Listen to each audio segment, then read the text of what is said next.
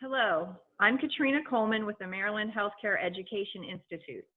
MHEI, along with the Healthcare Experience Foundation, are honored to provide you just-in-time tools to support and strengthen your leadership skills as you face this unprecedented pandemic. In this brief video, we're going to look at civility in the midst of chaos and crisis. We want to help you recognize the causes of incivility, as well as provide you with strategies to combat incivility. The definition of incivility is that it's one or more rude, discourteous, or disrespectful actions that may or may not have a negative intent behind them. Keep that in mind. They may or may not have the negative intent behind them, but they are still disrespectful, rude, and discourteous. Incivility is one of those things. We know it when we see it and experience it. These are examples of incivility. They may seem innocuous. However, incivility contributes to anxiety, fatigue, mental, emotional strain, and depression. And at a time when we need staff functioning as a high-performing team, incivility can have a devastating toll. Some common causes of incivility include fear or anxiety, fatigue, decreasing morale, and unclear or unknown expectations.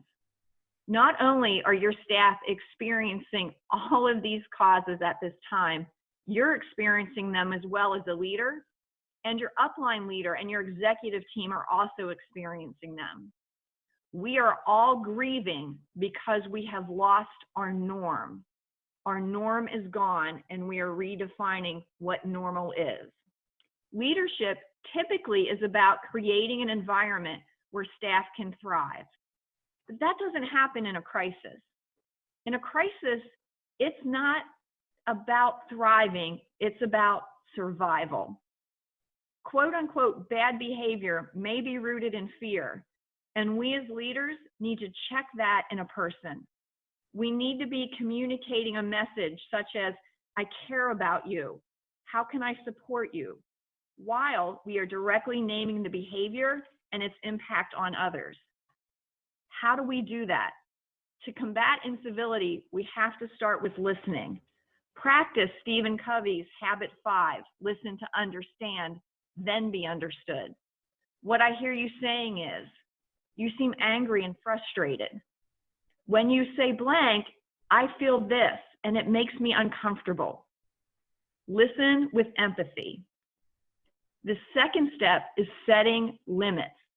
You as the leader set the tone, especially in the midst of a crisis. Always remember, what you permit, you promote. There's no neutrality in leadership. So we have to set limits or boundaries on behavior. Some examples of helpful phrases. I would appreciate if you didn't speak to me in that tone of voice. I'm not able to talk with you when you talk to me that way. And I'm not okay with you speaking to me like that. In addition to listening and setting limits, it's important to restate common goals. Go back to the why, the purpose, the shared value. Message things like, today I need you to show up being the best version of you today.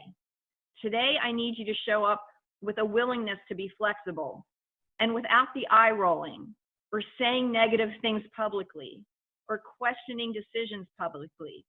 Bring those concerns to me. Some helpful phrases include, we're here to work on. How can we work together to make that happen? What is it you need from me in order to? Here's what I need from you. As a leader, hold space for others' emotions. However, it's not your job to fix emotions. It's a critical part of your role as a leader to validate emotions and recognize that civility is the art and act of caring for others.